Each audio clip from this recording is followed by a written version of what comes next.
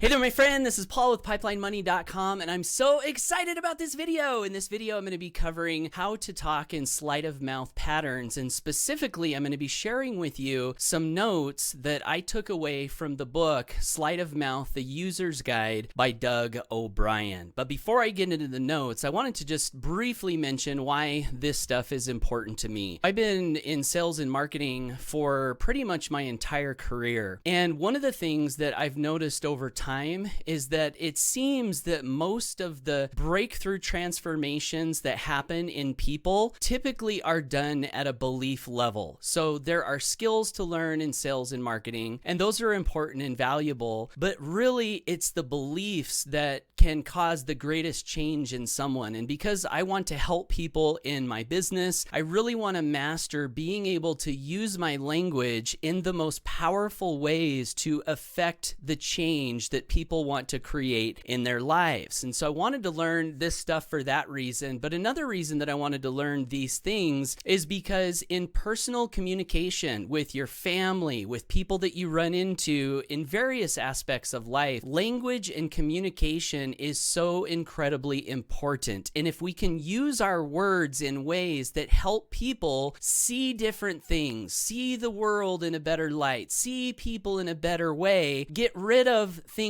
that might be holding them back, and instead help them to step into new empowering ways that move them forward, to me that seems like a great service I can provide and you can provide as we learn to master our tongues. So that's why I want to learn this stuff. And I also want to issue a disclaimer here. By no stretch of the imagination am I a master of this stuff. As I mentioned, I have a sales and marketing background, but when it comes to these patterns, I am a student, brand new. And so if you're wanting to understand these patterns and practice them with me, this could be the perfect video to watch. And I plan on doing other videos as I continue to work my way through this book. So, Sleight of Mouth, The User's Guide by Doug O'Brien. I have a page of notes, and specifically I'm going to be talking about the pattern called hierarchy of criteria. And I think this is going to be valuable because what I did with these notes is I studied what Doug was saying. And by the way, if you're learning about these strategies for the first time, there's a book that was written by Robert Dilts called Sleight of Mouth. And that was the first book that I ran across a number of years ago. And I was really excited to run across the book. That being said, it was written more from a technical, clinical background, and it was a little bit hard for me to digest. So I then discovered about a week or so ago that Doug O'Brien had written this book, The User's Guide. And as I was reading the comments on Amazon, people said, "This is so easy to understand. I'm so excited you wrote this book." So I was excited to dive into this. So I'm going to be getting to hierarchy of criteria, but before I get to that, I want to share with you some of my biggest takeaways from Doug O'Brien's book thus far. The first big takeaway, which was really powerful to me, is the idea of what a belief is. Now, I've been studying beliefs for 17 years now, and it blows my mind how I'm continually learning new things about beliefs. You would think that you would know everything after you studied this long, but Doug O'Brien taught me some things that I was not aware of. So one example he has in the book is he said a belief is like a shortcut. And if you can imagine two suitcases that have a sentence on each of them, and the example he uses is, "I believe in Sasquatch." He said you can put "I believe in Sasquatch" on both of those suitcases and you could say that is a belief. Two distinctions here. If you open up the first person suitcase and see what's inside that suitcase, you can find things like, "My parents taught me that Sasquatch was real. I've been on camping trips where I've seen evidence of Sasquatch. I've read all of the studies done on Sasquatch. I've watched all of the YouTube videos on Sasquatch." That's what's in person one's suitcase. And the label says, "I believe in Sasquatch." And then if you go to the second suitcase that has the same label and you open it up and say, "Why is it that you believe in Sasquatch?" you could find in that suitcase one thing that says, "I watched a documentary on it one time." And Doug O'Brien's point is that both of these labels on the suitcases are the same label, but what's behind them is so deep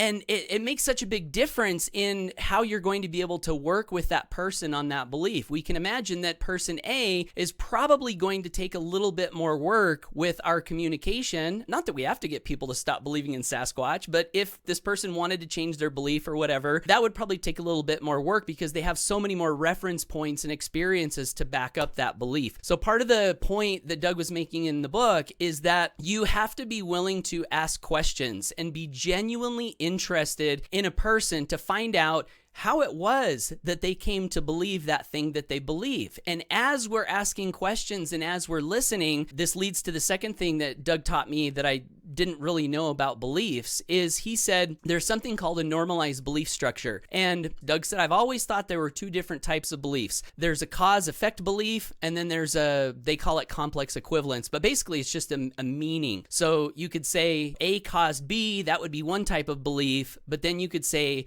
because of B, that means that life is good or that life is magical, and that would be the second type of belief. But what Doug said was that really there's only one type of belief. They're not separate. It's not meaning versus cause and effect. He said if you ask the right questions and you dig in, what you'll find is this normalized belief structure, which is A caused B, therefore C, and it's the cause, the effect, and the meaning all put together in one sentence. That's the normalized belief structure.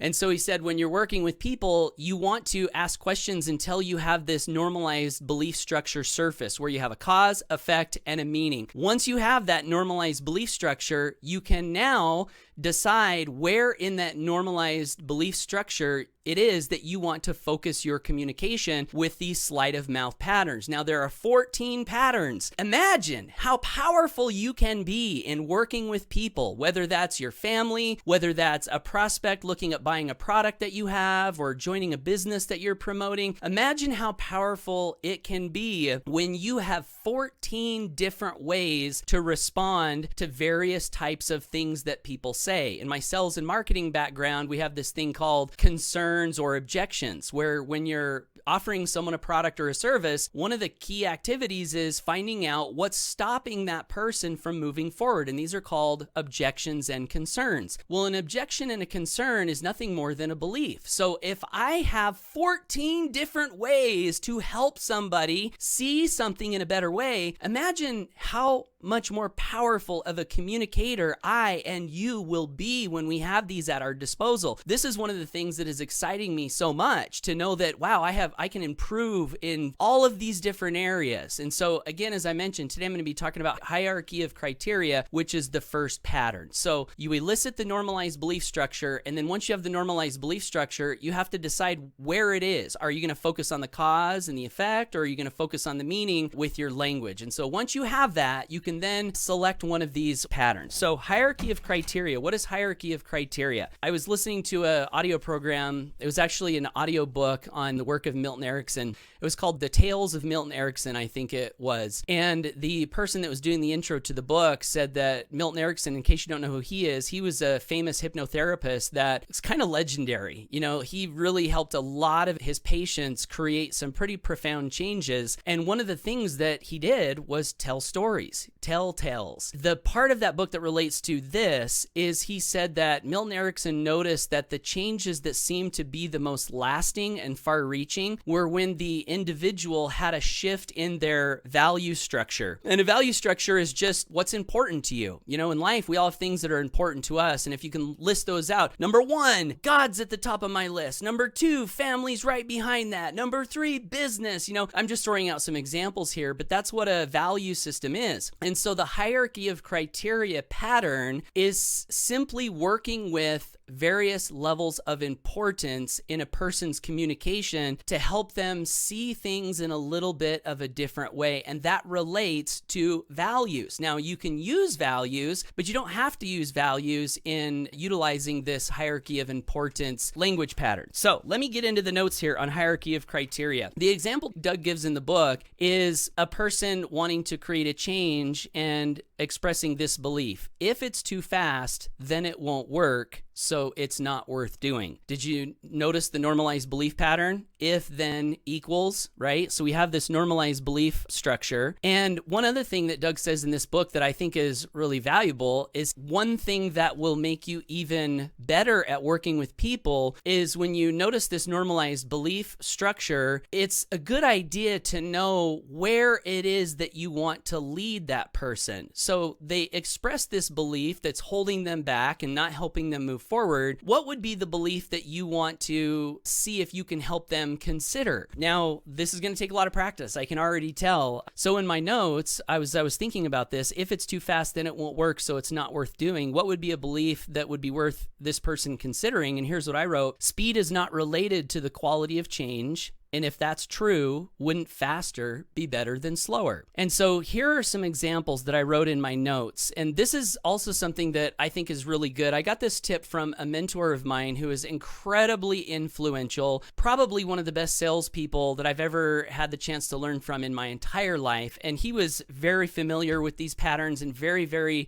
good at using them. And one of the things that I remember him telling me in an audience is he said, if you want to get really good at these, one thing you can do is make a decision to practice them every day.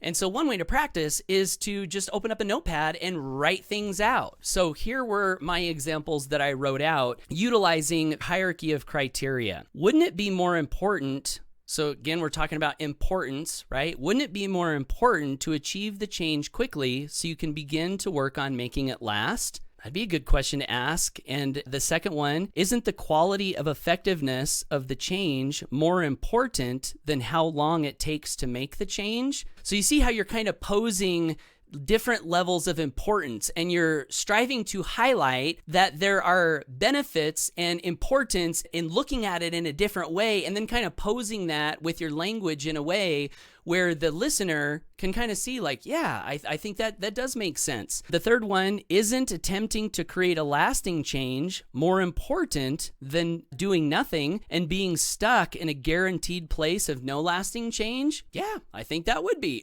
I'm answering my own question. Like, yeah, that does make sense to me. And then here's the last one. Isn't it true that achieving the result you're looking for is more important than how long it takes, and that experiencing some success, even if temporary, is more important than not because it would give you an experience and an example that you could work on making last? Right? So those are some examples that I wrote down. I want to share just some other insights and distinctions that I had while I was studying this material this morning that might not have been in the book. So this is my definition of hierarchy of criteria. I wanted to write it in my own words so that it made sense to me. Hierarchy of criteria is using levels of importance to highlight various aspects of pain, pleasure, or benefits or problems via language. And then the other note that I wrote here was that I noticed in the book there were combinations of questions and statements.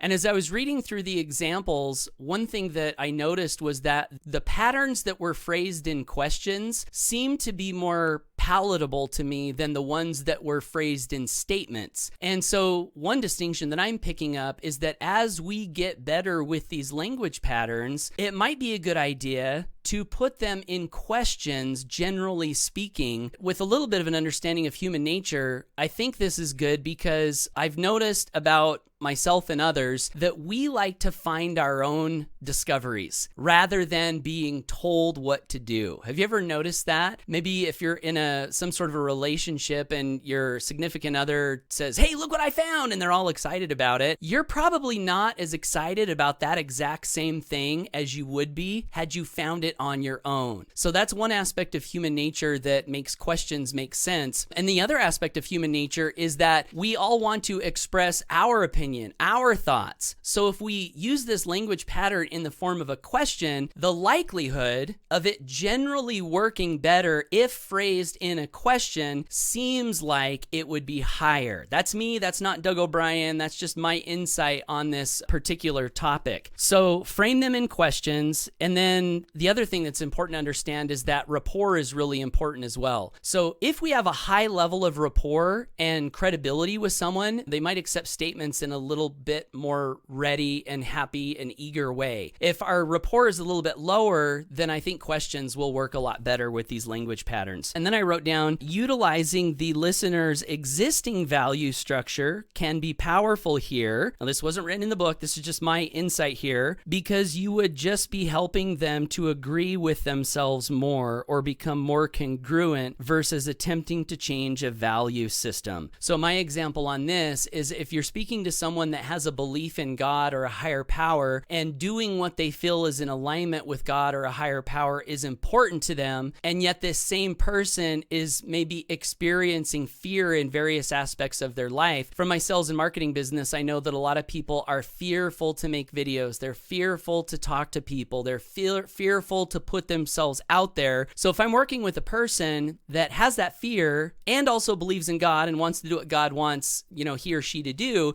and I wanted to utilize the hierarchy of importance working with the person's existing value structure, I might say something like this. Isn't doing what God wants you to do more important than not moving forward because of what someone may or may not say? See how that works? So hierarchy of importance, if you think this language pattern is powerful, what I would love to invite you to do is make a decision to practice it. I'm going to be focusing all day today on looking for statements from the people that I listen to and doing my best to practice this hierarchy of importance language pattern. So thanks for watching this video. Leave me your thoughts and comments down below. If you're finding me on YouTube for the first time and like this video and want to get more videos like this, make sure and subscribe to my channel. And also, you're here on this video with me, watching this video right now, listening to the sound of my voice. And because you're here, I did also want to let you know, just in case you're open, I started a company a few years back with the vision of helping people be free as fast as possible. So our mission is to help people disconnect their time from their money and do it by helping people grow a residual income stream that brings freedom to their life, and also do it in ways that are principle centered. We're an online marketing company and we have great tools, great community, great live coaching, and all kinds of just amazingness. And we made it so it's possible to grow residual income much faster when you produce than in anything that I've ever been in or seen on the internet. So if you're open to an additional income stream, I would love to invite you to take a look at what we've put together. There's a link right below this video, or you can click on that, or you can go to pipelinemoney.com and put your name and email in the page. That'll take you to a presentation that'll give you an overview of the business. And also, even if the business is not for you, but you like this content, you'll be subscribing to my email list. And again, I send out content like this all the time, and I would love to be able to make a lasting positive difference in your life if you're open. So if you're open, click the link below this video or go to pipelinemoney.com. Thanks for watching. Love you. Believe in you. Know you've got greatness within you. Get out there, make it a great day. Always go for your dreams, and bye for now.